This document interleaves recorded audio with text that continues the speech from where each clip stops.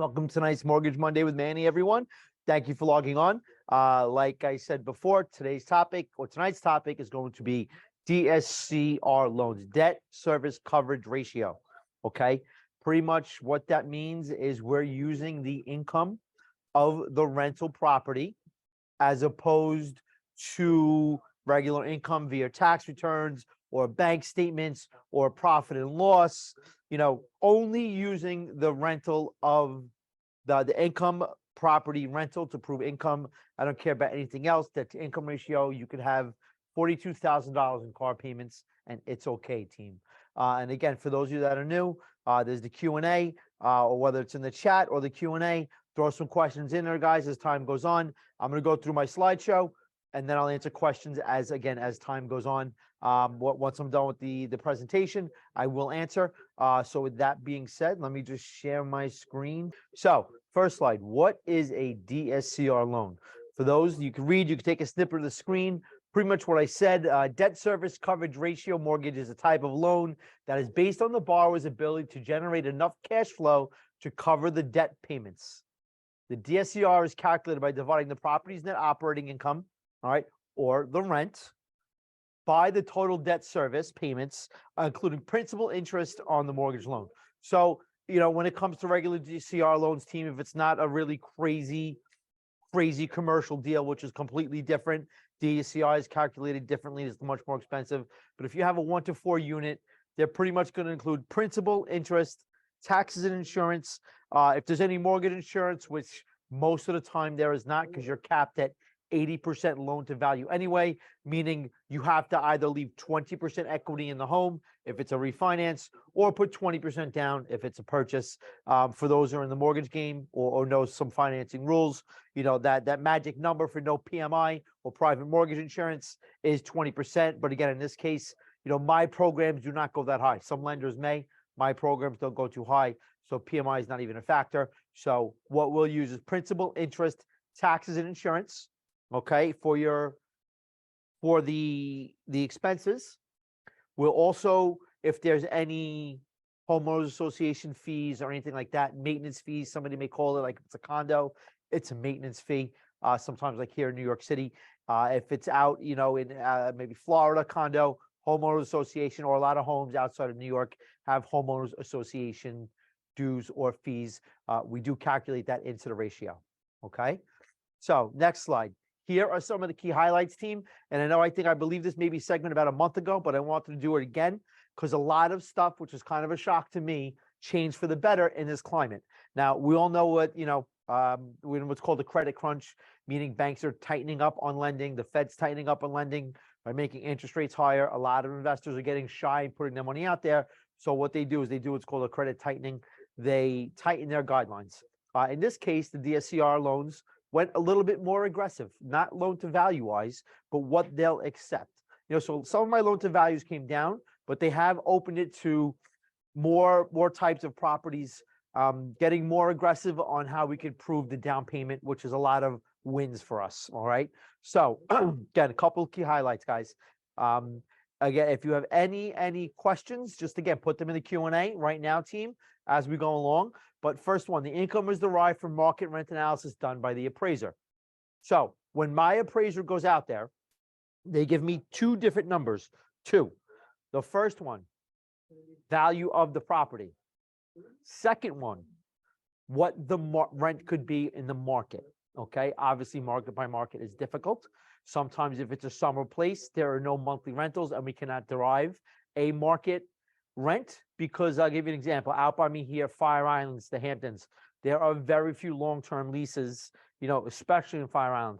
I could count on one hand people I know that live out there full time.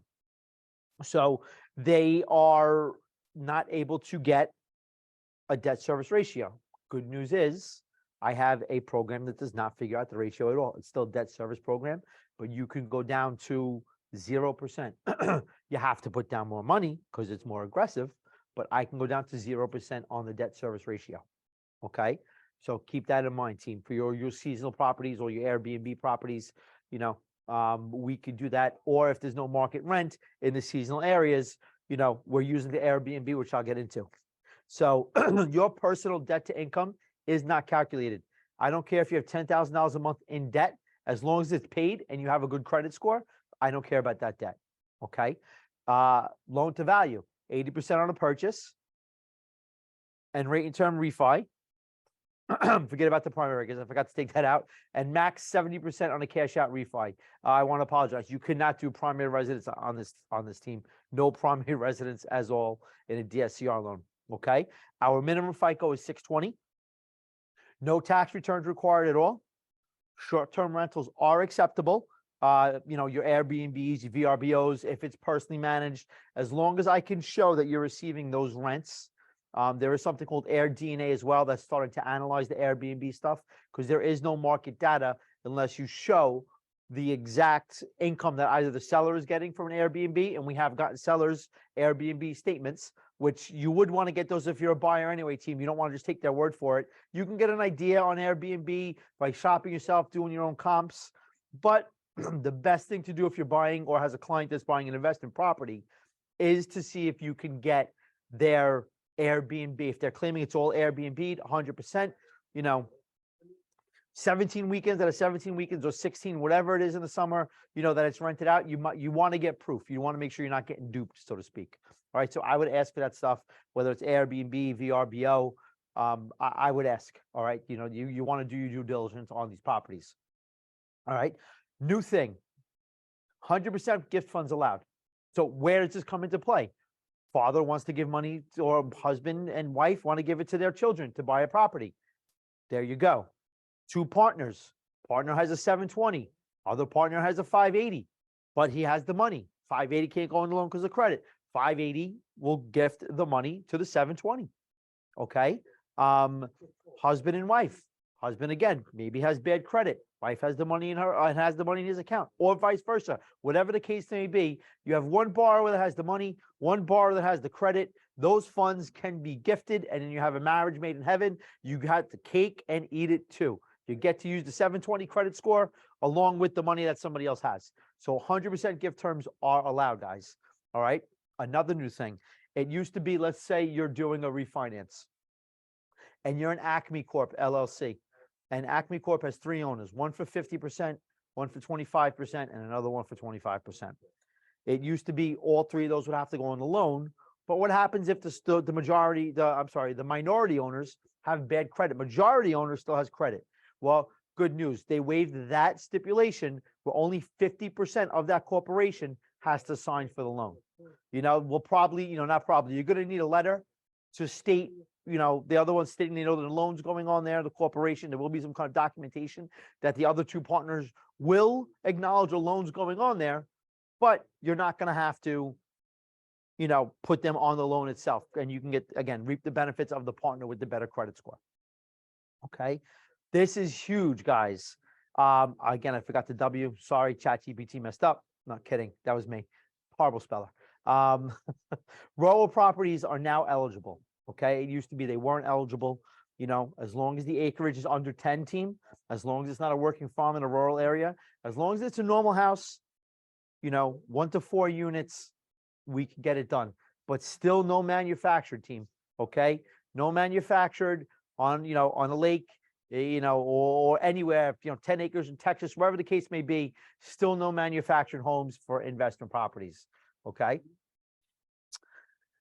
Now, there's another big thing that's new. No sourcing or seasoning of down payments. Again, let's say you're doing a performance loan, or you're leveraging your bank statements because you're a little shy. Let's say you thought you were going to get 80% team. And this is where this comes in. For the individuals that maybe you pre-approved, or we pre-approved 6 months ago to finally found a house that thought they can get 20% down or even 15% down, because it used to be that aggressive.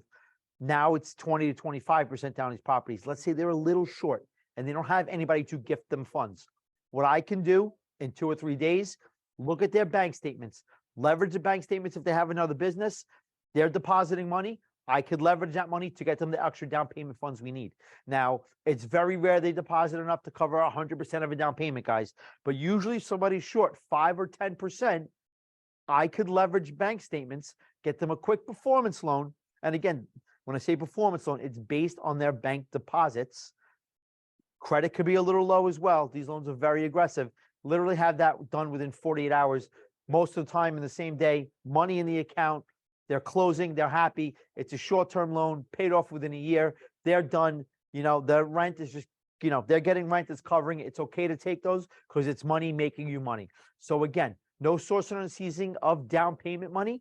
That means I just have to show you're going to the closing table with your down payment money and your closing costs, and we're good to go. I'll get you what's called a clear to close. Okay. You can close in an LLC. All right. That's very common. It's very rare somebody doesn't close in an LLC. This can be used for ITINs or foreign nationals. All right. So what is an ITIN? It's a tax identification number for individuals that are working here, paying taxes on their money, have some US based credit, but their documentation to stay here is not fully done yet. So they're still in the system waiting to get it done, but they are paying taxes. They're working. They're here. Just not a full US citizen yet. That's okay. Same thing with foreign nationals. I don't even need a tax identification number. I can put foreign nationals in this program, and the bank wants to make sure the rent can cover it. I'm good to go on that. So foreign nationals and ITINs. All right. Now, rents are still high. Houses are still a little bit high. Rates are high. What are some guys and girls doing to get this, to make a little bit more money on the properties? They're doing interest only options. What does that mean? You're only paying the interest that is due on the loan. Okay, your principal balance is always going to stay here. All right, but your payment is only based on the interest. So for example, for those who have a house already, you get an amortization schedule. Let's say the principal and interest payment total is $2,100. Let's say every month, 300 is going towards interest. I mean, 300 is going towards interest. 300 is going towards principal.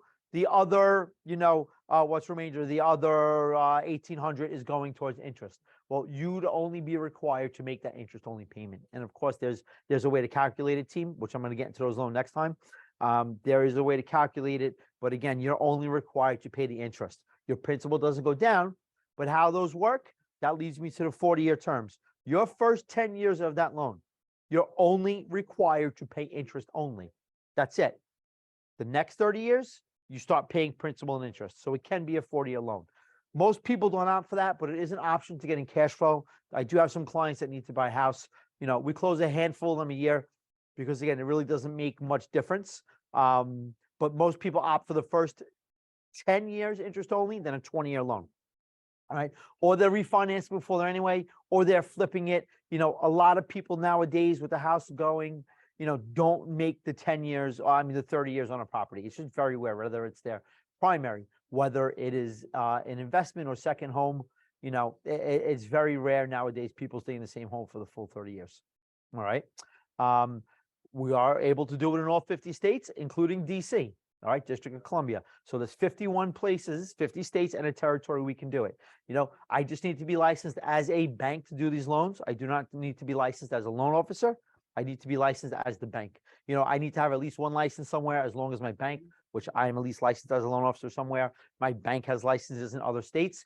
So, you get, I guess, carte blanche, whatever word you want to use. I'm able to go in all 50 states. All right.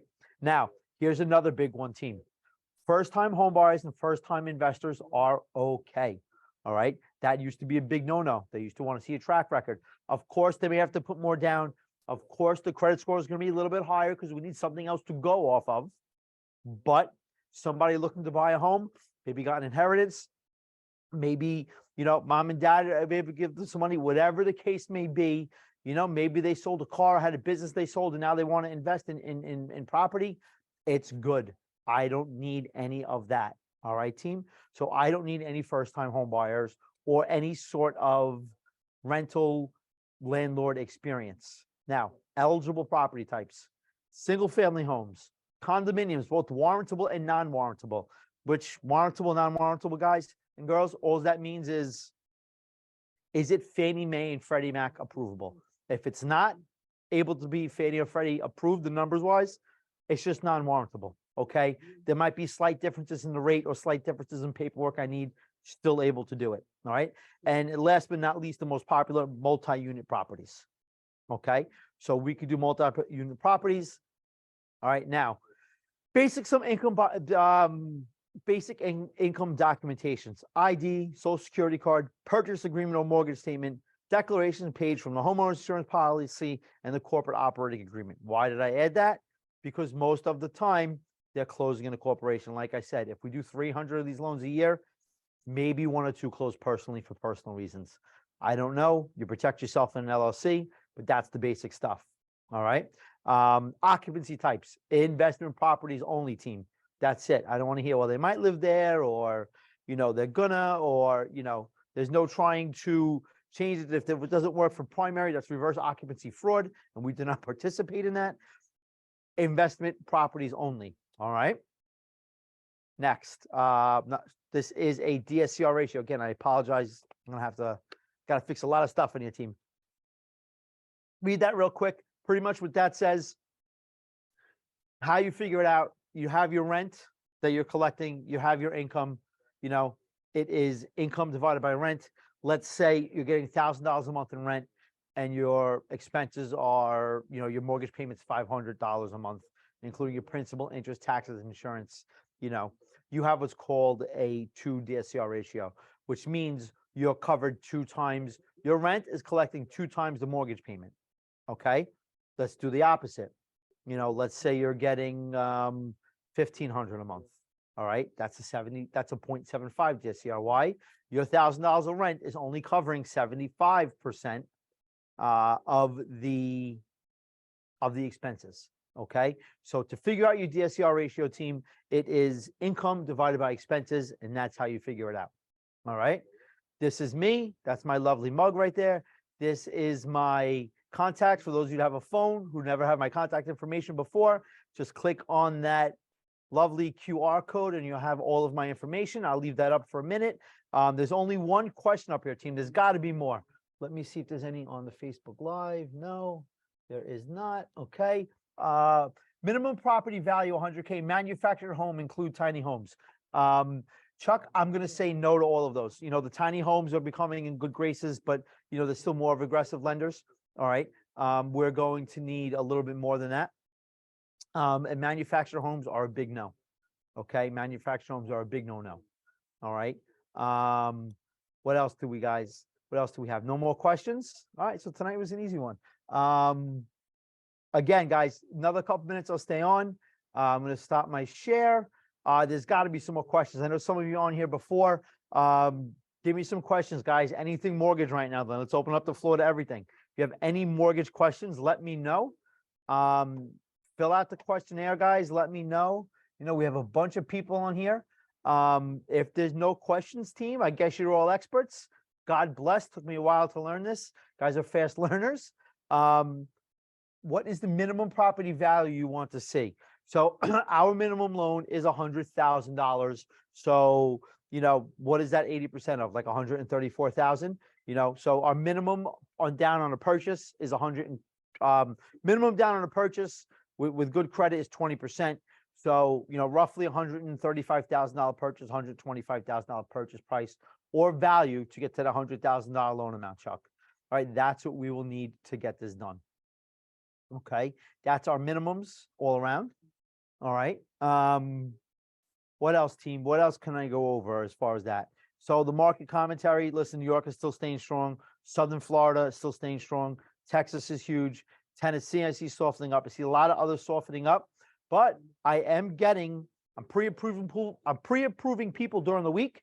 They're going shopping, and I'm getting purchase contracts over the weekend. For the example, this weekend alone, we got 8 new purchase contracts from people that are pre-approved this week.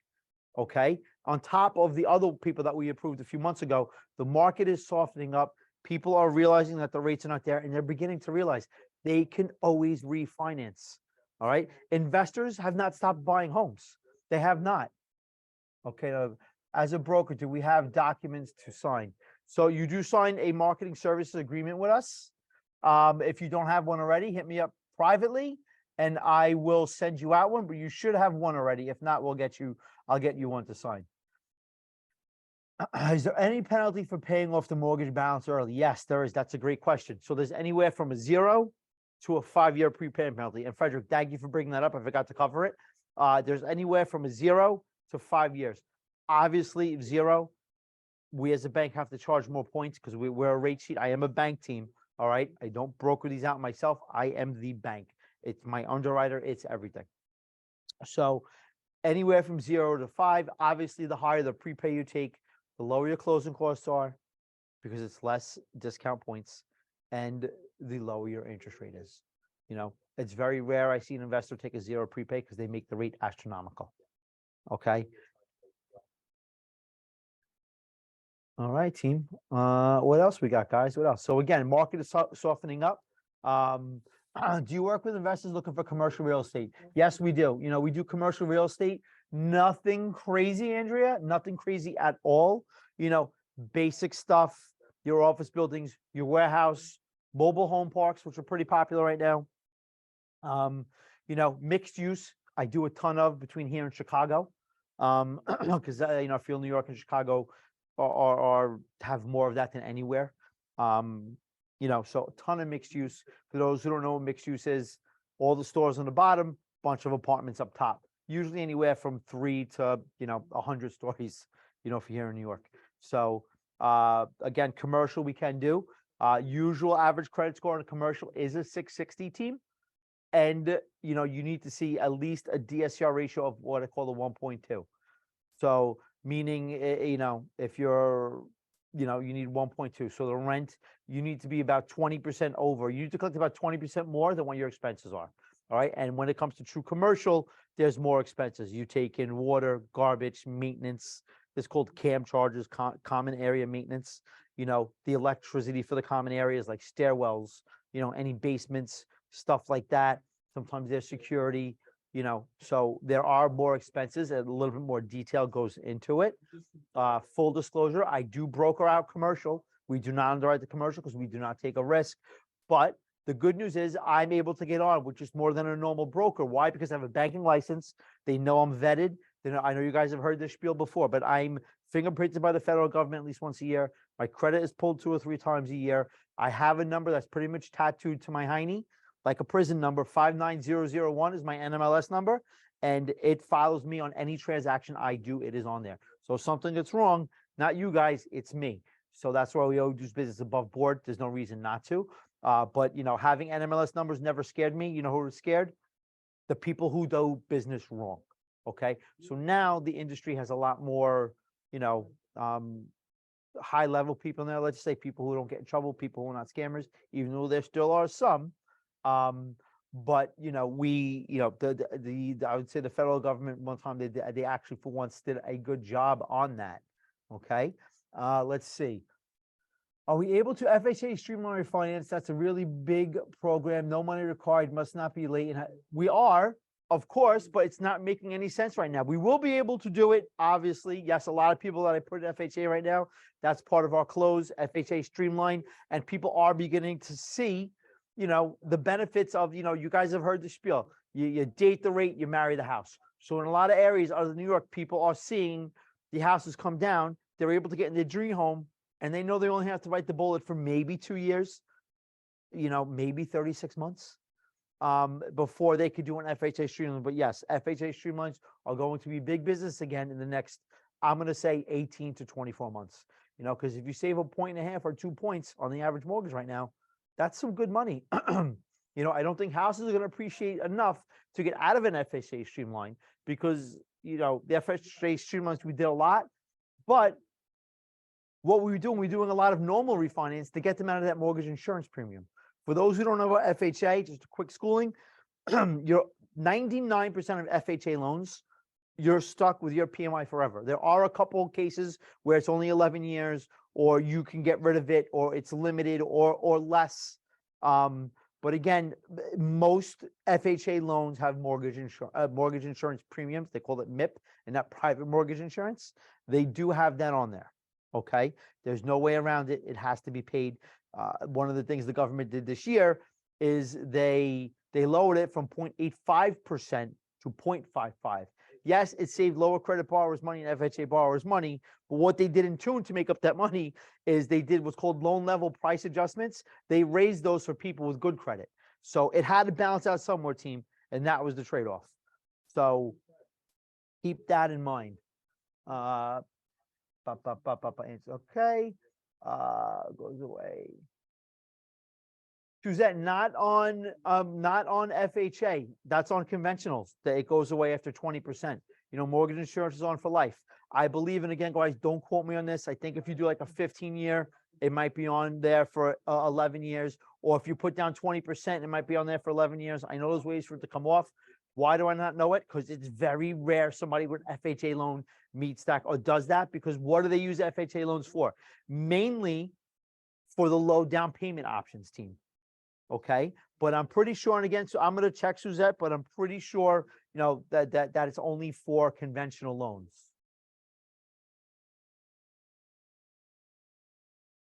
Okay, can you finance commercial and industrial cannabis properties? Would the rates be? So, Frederick, unfortunately, right now, no, I'm having a hard time with cannabis. I have a couple that are in the loop right now that I'm doing a beta test with somebody. One of our partners that does a lot of cannabis lending on the performance loan side to the businesses. So they're starting sending us a few mortgages. I'm actually going to Citi Field on the 10th. There is a big realtor escrow expo and a lot of banks there. So I'm going to see if I can partner up somebody to do them. But right now, no, I'm only accepting cannabis deals from only one of my affiliates, just to test the waters and see what we can do before I open up the floodgates. But right now, cannabis is no. Suzette, you're right. Like I said, I listen. There are some instances where, again, I'm going to find out, and I'll go over it next time, guys. In the beginning, are a couple instances where you're right. It will come off for 20% on FHA or 11 years. But again, it's very rare that happens because most people are taking advantage of the FHA for the down payment. Okay, right now the FHA rates are slightly lower than conventional. But again, people are taking advantage of the FHA low down payment option. That's why the FHA is most popular. Okay. What else, team? All right. So it is 7:31. I guys like to keep, team, I like to keep that about a half hour. I know you guys on the West Coast can still work. Those on the East Coast are getting ready for maybe bed or maybe enjoying the sunlight out because it's still sunny. But again, you guys all have my information. I'll just share that one more time before I part. If you take your phones right now and this little, this little box right here, team, if you click that, you'll be able to get all my contact info, save it to your phone. All our socials, all of my socials, the company socials, this way you can get in touch with my email, my cell, my desk line. Again, team, I answer as much as I can. If I don't, I try and get back to you within 24 hours if I can. With that being said, everyone, I want you all to have a good night. Like I said, if you're on the East Coast, go make some phone calls. If you're on the West Coast, if you're on the East Coast, I hope you're wrapping up your day. If you're on the West Coast, if you need me, hit me up. I'll still be around for a few more hours, guys. It's only 7:30 and it's light out, which is exciting.